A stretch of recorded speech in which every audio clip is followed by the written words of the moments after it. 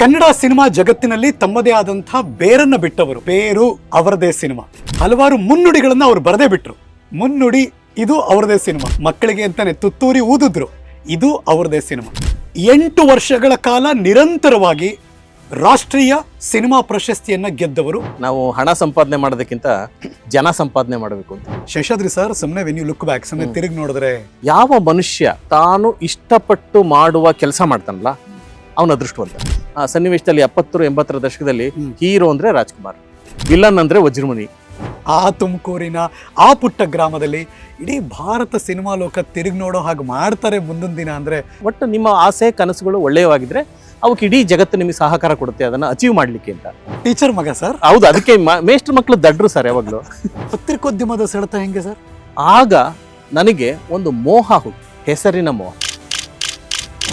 ಹಿರಿತೆರೆ ಮೊದಲ ಕಿರುತೆರೆ ಮೊದಲ? ನಮ್ಮ ತಂದೆಗೆ ಇಷ್ಟ ಇರಲಿಲ್ಲ ಚಿತ್ರ ಬರೆಯೋದು. ಅವ್ರು ಹೇಳ್ತಾ ಇದ್ರು, ನೀ ಚಿತ್ರ ಬರೆಯೋದನ್ನೇ ಮುಂದುವರ್ಸಿದ್ರೆ ನಾಣ್ಯ ಹಾಕೋಗ್ತಾರೆ, ಆ ಸ್ಥಿತಿಗೆ ಬರ್ತೀಯ ನೀನು, ಬರಿಬೇಡ ಅಂತ. ಕಲಾವಿದ್ರಿಗೆ ಬೆಲೆ ಇಲ್ಲ. ಅಂದ್ರೆ ಈ ಸಿನಿಮಾಗೆ ನಿಮ್ಮ ಬರವಣಿಗೆ ಬೇಕು ಅಂದವ್ರು ಯಾರು? ಪತ್ರಿಕೆ ಆರ್ಥಿಕ ಕಾರಣಗಳಿಂದ ಬಾಗ್ಲು ಹಾಕೋಬೇಕಾಗುತ್ತೆ. ಅದು ಬಾಗ್ಲು ಹಾಕಿದ್ರಿಂದ ನಾನು ಬೀದಿಗೆ ಬಿದ್ದ ಮುಂದೇನು. ಮೊದಲನೇ ಸಿನಿಮಾ ನೋಡಿದ್ಮೇಲೆ ಅನ್ನಿಸ್ತು, ನಾನು ಬರೆದದ್ದ ಇದು ಇಷ್ಟು ಕೆಟ್ಟದಾಗಿದೆಯಾ ಅಂತ.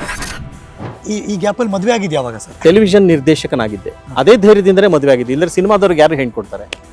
ಸಿನಿಮಾದವ್ರನ್ನ ಆರಾಧಿಸ್ತಾರೆ, ಆದ್ರೆ ವೈಯಕ್ತಿಕವಾದ ನೆಲೆಗೆ ಬಂದಾಗ ಹೌದಾ, ತಿಂಗಳಿಗೆ ಎಷ್ಟು ಬರುತ್ತೆ ಸಂಬಳ, ಎಷ್ಟು ಸೈಟ್ ಇದೆ, ಎಷ್ಟು ಮನೆ ಇದೆ, ಇಂಟ್ರೋವರ್ಟ್ ಕಡಿದ್ರೆ ಅಥವಾ ಆಂಬಿವರ್ಟ್ ಇದ್ರೆ ಏನೂ ಇಲ್ಲ, ಕನ್ನಡಿನೇ ನಿಮ್ ಗುರು ಅಂತ ಅನ್ಕೊಡು. ಪಿ ಶೇಷಾದ್ರಿ ಅವರು ಸಿನಿಮಾ ಮಾಡಿದ್ದಾರೆ ಅಂದ್ರೆ ನ್ಯಾಷನಲ್ ಅವಾರ್ಡ್ ಫಿಕ್ಸಾ ಸರ್?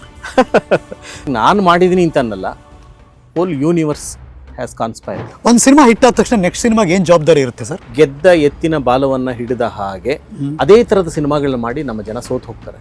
ಆಗ ನೀವು ಬಳಸಿದಂಥ ಫಾರ್ಮುಲಾ ಏನು? ನಿಮ್ಮ ಶಕ್ತಿ, ನಿಮ್ಮ ಮಿತಿ ನಿಮಗೆ ಗೊತ್ತಿದೆ. ನಾನು ಹೇಳ್ತೀನಿ, ನಾವಿದ್ದ ಕಾಲ ಚೆನ್ನಾಗಿದ್ದೇನೋ ಅಂತ ಅನ್ಸುತ್ತೆ. 1 ನಿಮಿಷದ ರೀಲ್ಗೆ ಸೀಮಿತಗೊಳಿಸಿದ್ದಾರೆ. ಈ ಸಿಸ್ಟಮ್ ಎಲ್ಲ ಚೇಂಜ್ ಆಗ್ಬೇಕಲ್ಲ, ಈ ತರದೊಂದು ಅಭಿರುಚಿ ಬರಬೇಕಲ್ಲ, ಸಮಾಜದಲ್ಲಿ ಮೂಡಬೇಕಲ್ಲ. ನನಗೊಂದು ಅಧಿಕಾರ ಬೇಕು. ತಂದೆ ತಾಯಿ ಋಣ ಅಂತ ಹೇಳ್ತೀವಿ, ಸಹೋದರರ ಋಣ ಅಂತ ಹೇಳ್ತೀವಿ, ಗುರುಗಳ ಋಣ ಅಂತ ಹೇಳ್ತೀವಿ, ತಗೊಂಡಿದ್ದೀವಿ ನಾವೆಲ್ಲ, ನಾವು ವಾಪಸ್ ಕೊಡ್ಬೇಕಲ್ಲ. ಅದೊಂದು ದೊಡ್ಡ ಪಾತ್ರ, ನಿರ್ದೇಶನ ಅನ್ನೋದೇ ಒಂದು ದೊಡ್ಡ ಹೌದು.